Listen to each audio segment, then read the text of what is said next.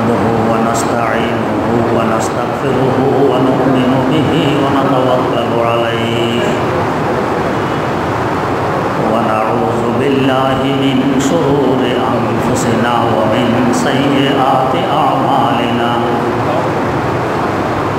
من يهده الله فلا مضل له ومن يضلله فلا هادي له ونشهد أن لا إله إلا الله وحده لا شريك له ونشهد أن سيدنا ونبينا ومولانا محمدا عبده ورسوله أرسله بالحق بشيرا ونذيرا وداعيا إلى الله بإذنه وسراجا منيرا صلى الله تعالى عليه وعلى آله وأصحابه وسلم تسليما كثيرا أما بعد فأعوذ بالله من الشيطان الرجيم بسم الله الرحمن الرحيم وأقيموا الصلاة وآتوا الزكاة وقال رسول الله صلى الله عليه وسلم بني الإسلام على خمس شهادة أن لا إله إلا الله وأن محمدا عبده ورسوله وإقام الصلاة وإيتاء الزكاة والحج وصوم رمضان أو كما قال عليه الصلاة والسلام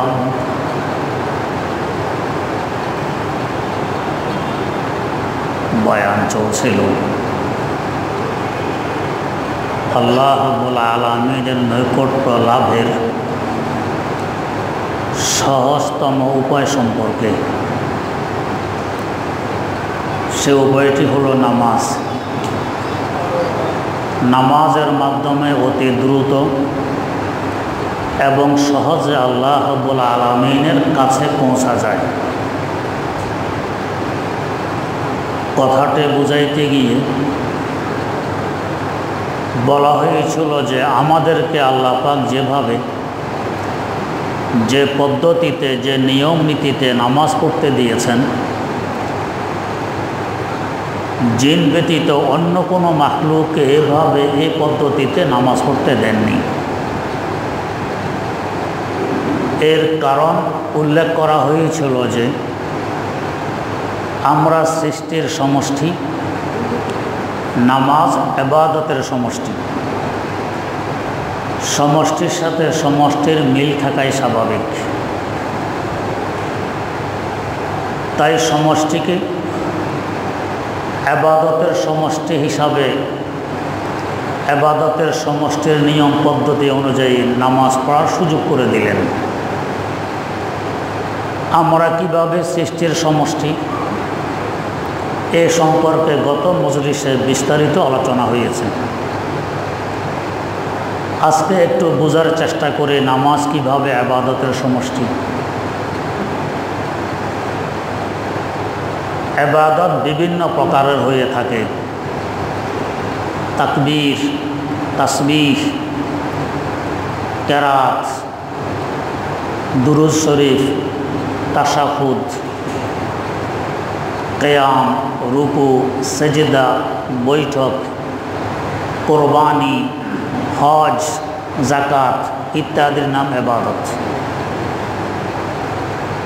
যত প্রকারের ইবাদত আছে সকল প্রকারের ইবাদত নামাজের মধ্যে পাওয়া যায়। যেমন গত সপ্তাহে আমরা কোরবানি দিয়েছি।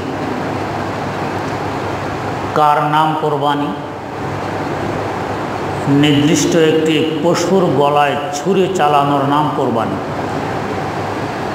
এই কোরবানিও নামাজে আছে। কিভাবে নামাজে আছে? আমরা নামাজের মুসল্লায় দাঁড়াইয়ে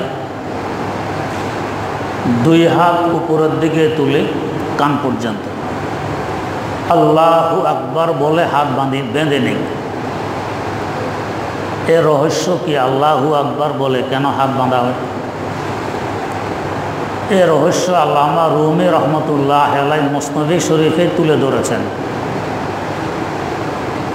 তার ভাষায় তিনি বলছেন, মানা এ তাকবীর ইনাস্তে আয় আমিন, আয় খোদা পেশে তোমা কুরবাশুদ্দিন, আয় খোদা পেশে তোমা কুরবাশুদ্দিন। वक्त ज़ब अल्लाहु अकबर में कोने हम चुनी दर ज़ब्ह नफ्से कुश्तनी, हम चुनी दर ज़ब्ह नफ्से कुश्तनी। পশুর গলায় বিসমিল্লাহে আল্লাহু আকবার বলে ছুরি চালাই দেয়া হয়। এই ছুরি চালানোর পর পশুর সর্বক্ষমতা খর্ব হয়ে যায়। এখন যদি কেউ তার চামড়া ছিলতে চায়, ধৈর্য ধরতে বাধ্য। কেউ যদি তার হাড় ভাঙতে চায়, সহ্য করতে বাধ্য, তার করার কিছু নেই। নামাজি বান্দাও নামাজের মুসল্লায় এসে আল্লাহ পাকের দরবারে দাঁড়িয়ে আল্লাহু আকবার বলে নিজের নফসের গলায় যেন ছুরি চালাই দিল। আল্লাহ, আমার ব্রেন আছে, ব্রেনের গলায় ছুরি চালাই দিলাম, তোমাকে ছাড়া অন্য কোনো চিন্তা ফিকির করবে না। জবান আছে, জবানের গলায়ও ছুরি চালাইলাম, তোমার সাথে কথাবার্তা বলা ছাড়া অন্য কারোর সাথে কথাবার্তা বলবে না। কান আছে, কানের গলায় ছুরি চালাইলাম, তোমার কথা ছাড়া অন্য কথার দিকে আমি এখন আর কান দিব না। অন্তরের গলায় ছুরি চালাইলাম, তোমার ধ্যান ছাড়া অন্য কারো ধ্যান করব না। হাতের গলায় ছুরি চালাইলাম, হাত বেঁধে রেখেছি, হাত নড়াচড়া করবে না। পায়ের গলায় ছুরি চালাইলাম, পা এখন হাঁটাহুঁটা করবে না। দোকানপাটের গলায় ছুরি, ব্যবসা বাণিজ্যের গলায় ছুরি, চাকরি বাকরির গলায় ছুরি, চাষাবাদের গলায় ছুরি, এমনকি পরিবার পরিজনের গলায়ও ছুরি মেরে সব কিছুর বুকে লাথি মেরে ছুটে এসেছি আল্লাহ তোমাকে পাওয়ার দরবার মসজিদে। আমার কোরবানি পেশ করে দিয়েছি, আমি এখন তোমার দরবারে কোরবান হয়ে গেল।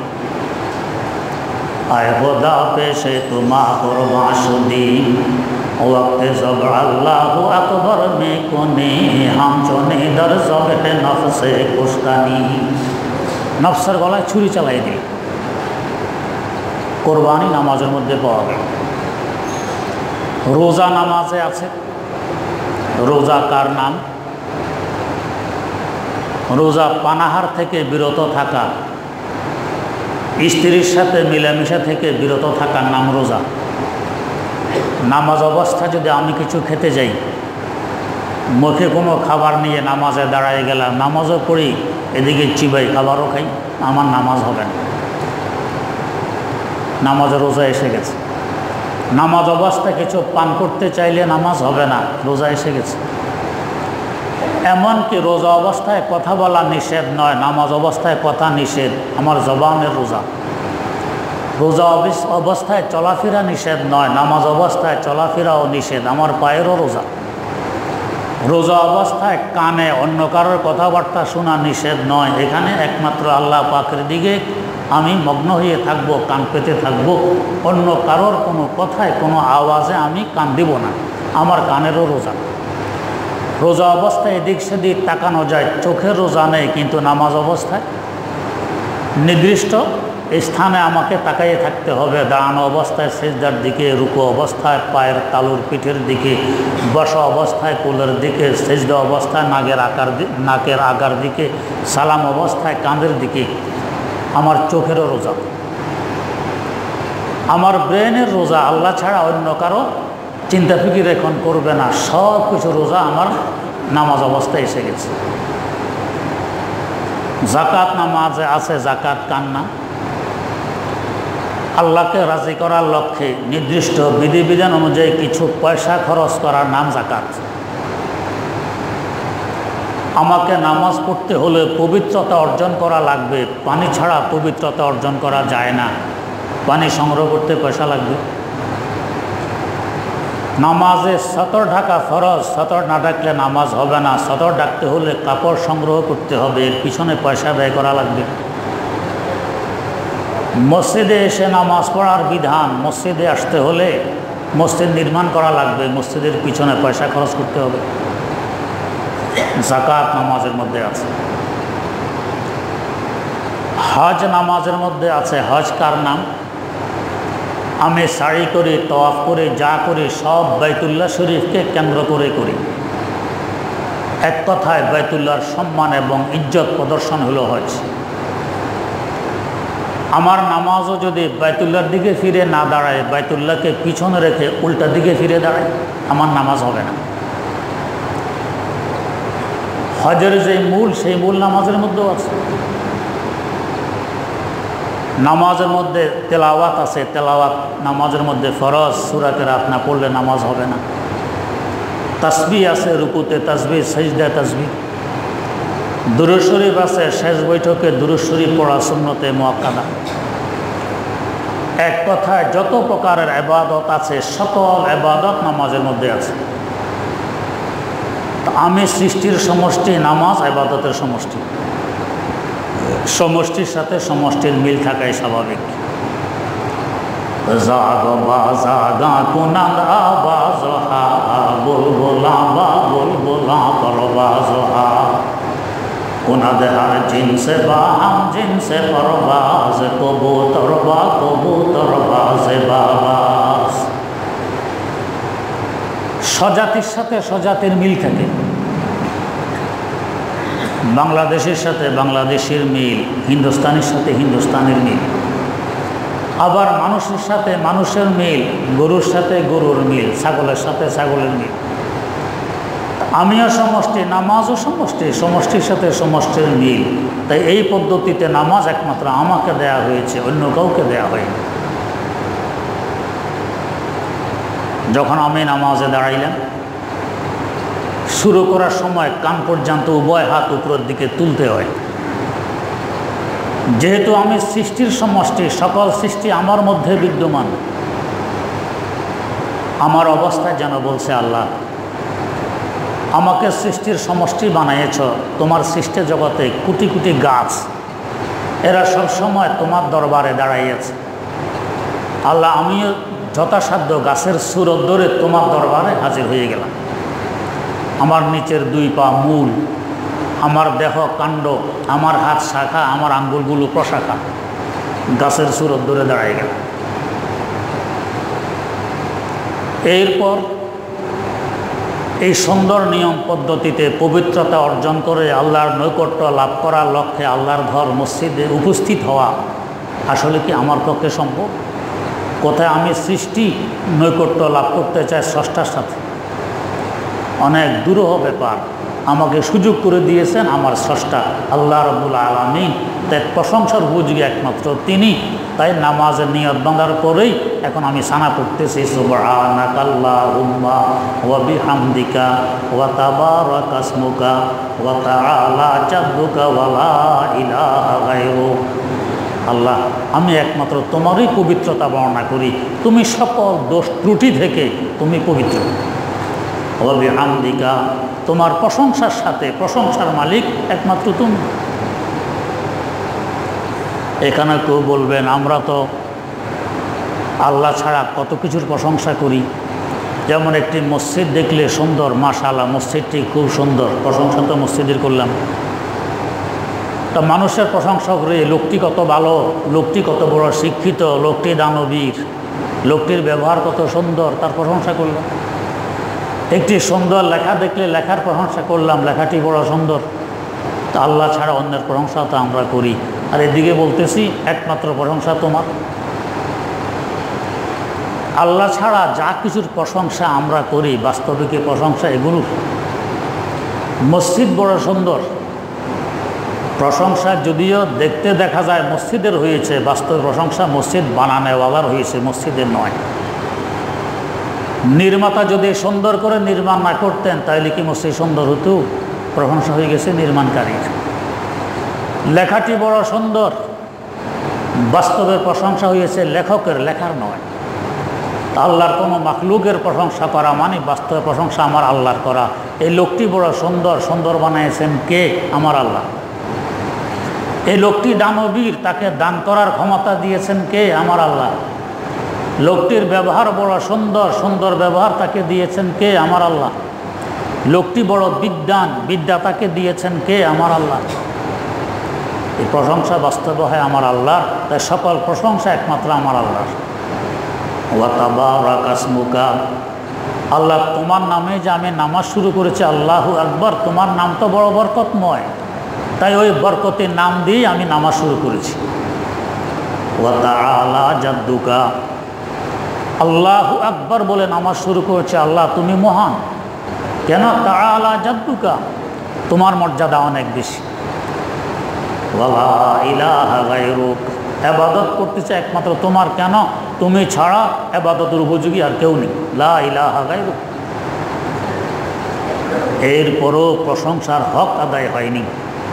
তা আবার সূরা ফাতিহা পড়া ওয়াজিব, এখানে প্রশংসা আসতেছে আল্লাহ পাকের দেয়া প্রশংসা। আলহামদুলিল্লাহি রাব্বিল আলামিন,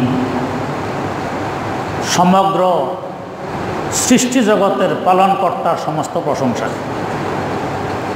আর রহমানির রহিম, তিনি দয়াবান, দয়ার সাগর।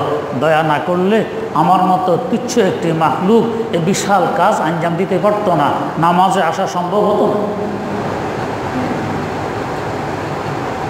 যখন তিনি এত বড় ক্ষমতাধর, সব কিছুর মালিক, বিচার দিনেরও মালিক তিনি, মালিক ইয়াউমিদ্দিন, যখন তিনি ইহকালের মালিক, পরকালের মালিক, তো সাহায্য করতে পারবে কে? ইবাদত করব কার? ইয়্যাকা না'বুদু ওয়া ইয়্যাকা নাস্তাঈন। আল্লাহ, ইবাদত একমাত্র তোমারই করি, সাহায্য একমাত্র তোমার থেকে কামনা করি। আল্লাহ পাকের প্রশংসা পর্যন্ত হয়ে গেল। কোনো বড়র কাছে কোনো কিছু পেতে হলে আগে তার প্রশংসা করতে হয়। কোনো মন্ত্রী মিনিস্টারের কাছে দরখাস্ত দিলাম, আগে একটু তার প্রশংসা, সানাসিফত, এরপরে আমার চাহিদা। আল্লাহ রাব্বুল আলামিনের প্রশংসা করলাম, এবার আমার চাহিদা পেশ করার সুযোগ এসে গেছে। কি চাহিদা পেশ করব? যে যত বড় তার কাছে চাহিদাও পেশ করতে হয় তত বড়। প্রধানমন্ত্রীর কাছে চাহিদা পেশ করলাম দরখাস্তের মাধ্যমে, আমাকে 2 টাকা দেন। আমাকে পাগল বলবে লোকেরা, এটা ওনার জন্য ইজ্জত নষ্ট, আমার জন্য সাজা না। ওনার কাছে অনেক কিছু চেতে হয়, 2 টাকা চাওয়া এটা ফকিরত দিতে পারে, মন্ত্রীর কাছে চাইতে হয়। তো আল্লাহ রাব্বুল আলামিনের কাছে চাবো সবচেয়ে বড়, সবচেয়ে দামি, সবচেয়ে মূল্যবান, সবচেয়ে প্রয়োজনীয় বস্তু, ওইটাই চেতে হবে। সেটা কি? সেটা আমাদের ক্ষুদ্র জ্ঞান দিয়ে চয়ন করা সম্ভব নয়, বিধায় আল্লাহ পাক নিজে জানাই দিলেন যে কী চাবে। ইহদিনাস সিরাতাল মুস্তাকিম, আল্লাহ আমাকে সোজা রাস্তা দেখাইয়ে দেন। দুনিয়ায় চলতে হলে কিভাবে, আখিরাত পেতে হলে কিভাবে, উভয়টাই সোজা রাস্তা আপনি দেখাইয়ে দেন, যাতে আমার ইহকাল ও পরকাল উভয়কাল সুন্দর হয়, ওই রাস্তাটা আমাকে দেখায়। আল্লাহ রাব্বুল আলামিন দেখলেন যে বান্দা পাক পবিত্রতা অর্জন করে, আমিও পবিত্র, বান্দাও পবিত্র। জাহেরি বাতেনি, বাহ্যিক পবিত্রতা এবং ভিতরগত পবিত্রতা বিস্তারিত আলোচনা হয়েছে আগের মজলিসে। পবিত্রতা অর্জন করে আমার পবিত্র ঘর, পবিত্র জায়গা, মসজিদে উপস্থিত হয়ে নিয়ত বেঁধে সব কিছুর গলায় ছুরি চালাইয়ে কোরবানি পেশ করে আমার কাছে চাচ্ছে কি? সবচেয়ে বড় সম্পদ সিরাতে মুস্তাকিম। আমি তো দাতা, আমি রহমানুর রহিম, না দিয়ে কি পারি? আল্লাহ পাক নিজের পক্ষ থেকে দিয়ে দিলেন, জানাই দিলেন কি? সিরাতাল্লাযীনা আনআমতা আলাইহিম, বান্দা সিরাতে মুস্তাকিম দেখাই দিলাম। সেটা কোনটা? আমার পুরস্কৃত বান্দাদের রাস্তা সিরাতে মুস্তাকিম। পুরস্কৃত বান্দা কারা? আল্লাহ পাক অপর আয়াতে বলেন পুরস্কৃত বান্দা হলো 4 প্রকারের মানুষ। 1 নম্বর হযরতে আম্বিয়ায়ে কেরাম আলাইহিমুস সালাতু ওয়াস সালাম, নবীগণ আমার 1 নম্বরের পুরস্কৃত বান্দা। এদের রাস্তা হলো সিরাতে মুস্তাকিম। নবী যে রাস্তায় চলেন তোমরাও সে রাস্তায় চলো। এখন দেখার বিষয়, নবী সুদ খাইতেন? আমি যদি সুদ খাই তো নবীর রাস্তা হলো না নবীর দুশ্মনের রাস্তা হইল? নবী কি ঘুষ খাইতেন? তা আমি যদি ঘুষ খাই নবীর রাস্তা হলো নবীর দুশ্মনের রাস্তা হইল? নবীর পরিবারকে নবী কি বেপরদায় চালাইতেন? তা আমি যদি বেপরদায় চালাই তা নবীর রাস্তা হলো নবীর দুশ্মনের রাস্তা হইল? নবী কি ইহুদি খ্রিস্টানদের পোশাক পরিধান করে চলাফেরা করতেন, গলায় টাই ঝুলাইতেন? না। তাহলে আমি যদি এগুলি ঝুলাই তো নবীর রাস্তা সিরাতে মুস্তাকিম হইল না নবীর দুশ্মনের রাস্তা হইল? নবী কি জুলুম অত্যাচার করতেন? না। তো আমি যদি জুলুম অত্যাচার করি তো নবীর রাস্তা হইল? নবী কি মিথ্যা কথা বলতেন? তা আমি যদি মিথ্যা বলি নবীর রাস্তা হইল? নবী কি কাউকে গালি দিতেন? তা আমি যদি গালি দেই তো কি নবীর রাস্তা হইল? প্রথম নম্বর পুরস্কৃত বান্দা নবীগণ, তাদের রাস্তা হলো সিরাতে মুস্তাকিম। 2 নম্বর সিদ্দিকিন, নবীর কাছে সিদ্দিকদের রাস্তা, যেমন আবু বকর সিদ্দিক রাদিয়াল্লাহু তাআলা আনহু নিজের সয় সম্পদ জান মাল সব কিছু বিলিয়ে দিয়েছেন দ্বীনের পিছনে। সিদ্দিক আবু বকর সিদ্দিক রাদিয়াল্লাহু তাআলা আনহুর না যারা সিদ্দিক, তাদের রাস্তা হলো সিরাতে মুস্তাকিম। 3 নম্বর সোহাদা, শহীদদের রাস্তা, যারা নিজের জান পর্যন্ত আমার আল্লাহর রাস্তায় লুটাই দিলেন। 4 নম্বর সালেহীন, নেককার বান্দাদের রাস্তা, যারা ইসলামী শরীয়ত মোতাবেক জীবন পরিচালনা করে, নেককার বান্দা। এই 4 গ্রুপের রাস্তা হলো সিরাতে মুস্তাকিম। এই 4 গ্রুপের রাস্তায় চলো, সিরাতে মুস্তাকিমে চলা হবে। এই রাস্তার শেষ মাথা জান্নাতে। এর আরেক তফসির সিরাতে মুস্তাকিমের, সিরাতে মুস্তাকিম আরেক তফসির হইল হযরতে উলামায়ে কেরাম যে রাস্তায় চলেন, এটা সিরাতে মুস্তাকিম। বিভিন্ন তাফসির গ্রন্থ খুলে দেখুন, তাফসির রুহুল বয়ান খুলে দেখুন, লেখা আছে। কারণ নবী বলে গেছেন ইন্নাল উলামা ওয়ারাসাতুল আমবিয়া, আলেম সমাজ নবীদের উত্তরসূরি। নবীর অবর্তমানে নবীর মিশন এগিয়ে নিবে এই আলেম সমাজ। এখানে বোঝার বিষয়, যদি আলেম সমাজের উপরে নবীর আস্থা না থাকতো, নবীকে এদেরকে উত্তরসূরি বানাইতেন। আমাদের মাননীয় প্রধানমন্ত্রী যদি বিদেশ সফরে যান, তার দায়িত্ব আরেকজনকে বুঝিয়ে দিয়ে যান। কাকে দায়িত্ব দিয়ে যাবেন? এখন ক্ষমতা আছে আওয়ামী লীগ সরকার, তো বিএনপির কাউকে দিবে প্রধানমন্ত্রী তার দায়িত্ব? বরং শুধু আওয়ামী লীগ করলেও হবে না, বাপদাদার 14 গোষ্ঠী খোঁজ নিবে এর উপরে পূর্ণ আস্থা রাখা যায় কিনা, তারপরে দায়িত্ব দিয়ে যাবে। তো নবী তার দায়িত্ব দিয়ে গেলেন আলেম সমাজের উপরে, তার মানে নবীর পূর্ণ আস্থা আছে, এরা আমার উত্তরসূরি, অতএব ও উম্মত এদের রাস্তায় চলো, এটা সিরাতে মুস্তাকিমে চলা হবে। এর আগে আল্লাহ রাব্বুল আলামিন সতর্ক করলেন 2টা রাস্তা থেকে। সিরাতে মুস্তাকিমে চলবে, তবে এই 2 রাস্তার ধারে কাছে যাবে না। গায়রিল মাগদুবি আলাইহিম ওয়ালাদ-দাল্লিন, মাগদুবে আলাইহিম আমার অভিশপ্ত বান্দা যারা, এদের রাস্তায় চলবে না। অভিশপ্ত বান্দা মানে তাফসীর উল্লেখ আছে ইহুদি সম্প্রদায়, এদের দ্বারা কাছে যাবে না, এরা অভিশপ্ত। এদের কাছে গেলে তুমিও অভিশপ্ত হয়ে পড়বে। আমি ভালো মানুষ, একবারটা চুরি করে আরেকজনের মাল নিয়ে যাচ্ছে, এখন তার পাশাপাশি আমিও হাঁটতেছি, কথাবার্তা বলতে বলতে হাঁটছি।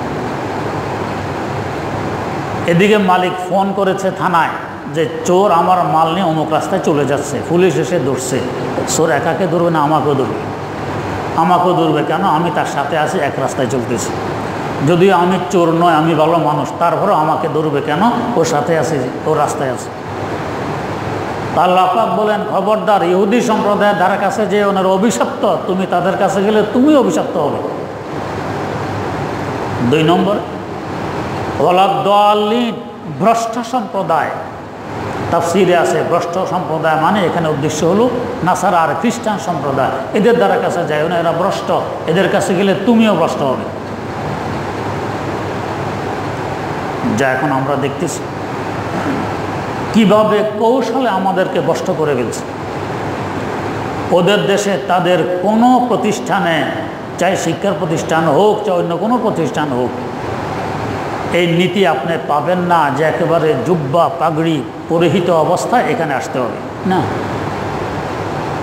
ওরা তো তাদের জাতীয় সত্তা বজায় রেখে চলে, কিন্তু আমরা আমাদের নিজস্ব প্রতিষ্ঠান, এখানে আমরা আইন করি কি, এখানে টাই পরিহিত অবস্থায় আসতে হবে, এখানে পাঞ্জাবি টুপি দিয়ে আসা যাবে না।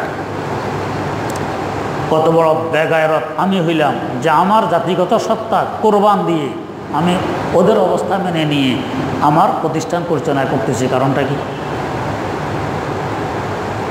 আমার তো একটা জাতিগত সত্তা আছে, আমার দেশীয় কিছু নিয়ম নীতি আছে, আমার ধর্মীয় নিয়ম নীতি আছে, ওগুলো সব কোরবান করে ওদের নিয়ম নীতি আমি কেন মানি? তাহলে অভিশাপ আসবে না তো কি আসবে? আল্লাহর গজব পড়বে না তো কি পড়বে? हम वो मुस्लिम हैं जिन्हें देख के शर्माए यहूद, हम वो मुस्लिम हैं जिन्हें देख के शर्माए यहूद। তারপর আমার আল্লাহর রহমত দেখুন, এই যে গজব এখন চলতেছে সারা বিশ্বে, চাই গরিব দেশ হোক, চাই ধনী দেশ হোক, চাই দুর্বল দেশ হোক, চাই সবল দেশ হোক, সকলেই আতঙ্কিত। এখন আলহামদুলিল্লাহ মুসলিম রাষ্ট্রগুলো অমুসলিম রাষ্ট্রের তুলনায় নিরাপদে আছে। আল্লাহ পাক আর কি করতেন? যদিও আমাদের অবস্থা এমন, তারপরেও তো দয়া করতেছেন, এরা অন্তত আমার নাম নেয়, নিজকে মুসলমান হিসাবে পরিচয় দেয়, এর লাজ রক্ষার্থে আল্লাহ পাক এখনও হেফাজত করতেছেন। ওদের এক এক দেশে তো দৈনিক 3000 4000 মানুষও মারা গেছে। আলহামদুলিল্লাহ আমাদের দেশে ওদের হিসাবে আমরা কি সতর্কতা অবলম্বন করি, কি পরিমাণ চিকিৎসা আমরা গ্রহণ করতে পারি, কি পরিমাণ অর্থ সামর্থ্য আমাদের আছে, ওদের তুলনায় কিছুই নেই। তারপর আল্লাহ পাক আমাদেরকে হেফাজত করতেছেন কেন? যে এরা মুসলমান হিসাবে নিজকে যে পরিচয় দেয়, আমার নাম নেয়, আমার নবীর নাম নেয়। যদি 16 আনা আল্লাহ পাকের আদেশ নিষেধ মেনে নবীর সুন্নত মেনে চলতাম, আল্লাহ পাক 16 আনা হেফাজত করতেন। তো ওয়ালা দাল্লিন, ভ্রষ্ট সম্প্রদায়, খ্রিস্টান সম্প্রদায়, এদের দ্বারা কাছে যেও না। এদের মারাত্মকতম একটি স্বভাব, অপরাধ করবে নিজেরা, চাপাবে আরেকজনের গাড়ে। যেমন কোরআনে কারীমের প্রথম সূরার ঘটনা, দ্বিতীয় সূরা সূরা বাকারা। এই সূরার নাম সূরা বাকারা কেন রাখা হলো? বাকারা মানে গাভী। এই সূরা একটি গাভীর আশ্চর্যতম ঘটনা উল্লেখ আছে, তাই সূরার নাম সূরা বাকারা। কি ঘটনা? একজন বনি ইসরায়েলের ছেলে, বনি ইসরায়েল বলা হয় ইহুদি খ্রিস্টানকে, এই দুই সম্প্রদায়ের এক নাম হলো বনি ইসরায়েল। বনি ইসরায়েলের এক যুবক আর একজনের মেয়ের বিয়ের প্রস্তাব দেয়। বিয়ের প্রস্তাব, কারোর মেয়ের বিয়ের প্রস্তাব দিলে এই প্রস্তাব গ্রহণ করা কি মেয়ের জন্য, মেয়ের কর্তৃপক্ষের জন্য গ্রহণ করা আবশ্যক? না, এদের এখতিয়ার আছে, চাইলে গ্রহণ করতে পারে, চাইলে প্রত্যাখ্যান করতে পারে। পছন্দ হলে গ্রহণ করবে, অপছন্দ হলে প্রত্যাখ্যান করবে। এটা ইসলামের নিয়ম, মানবতারও দাবি। মেয়ের আব্বা প্রত্যাখ্যান করেছে, তোমার কাছে মেয়ে বিয়ে দেওয়া যাবে না, কিন্তু যুবক তো বিয়ে করবেই। বিয়ে করতে গেলে আব্বা বাধা দিবে, তাই এই বাধা সরানোর লক্ষ্যে অতর্কিতভাবে রাতের অন্ধকারে মেয়ের আব্বাকে হত্যা করে ফেলে এই বনি ইসরায়েলের ছেলে। এখন যদি ধরা পড়ে তার ভয়, এই লাশ চৌরাস্তায় নিয়ে ভোরে ভোরে চিৎকার আরম্ভ করেছে, আমাদের এই মুরব্বীকে কে হত্যা করেছে, আমি বিচার চাই। চিন্তা করেন, হত্যাকারী নিজে বিচার প্রার্থী। এখন লোকজন এসে দেখে একটা যুবক চিৎকার দিতেছে, বিচার প্রার্থী, একটা লাশ, কে মেরেছে সাক্ষী মুখী নেই। হযরত মূসা আলাইহিস সালাতু ওয়াস সালামের জমানা। লোকজন বলে চলো পয়গম্বরের কাছে যাই, দেখে উনি কি সমাধান দেন। ওনার কাছে গিয়ে বলছেন, হুজুর আমাদের এই লোককে কে হত্যা করছে আমরা জানি না, সাক্ষী মুখী নেই, এখন হত্যাকারী ধরতে হবে, আপনি ধরে দেন। নবীরা কি গায়েব জানে, কিভাবে ধরবে? হ্যাঁ, নবীদের কাছে এই ধরনের কোনো সমস্যা আসলে আল্লাহ রাব্বুল আলামিন থেকে সমাধান নিয়ে নেন।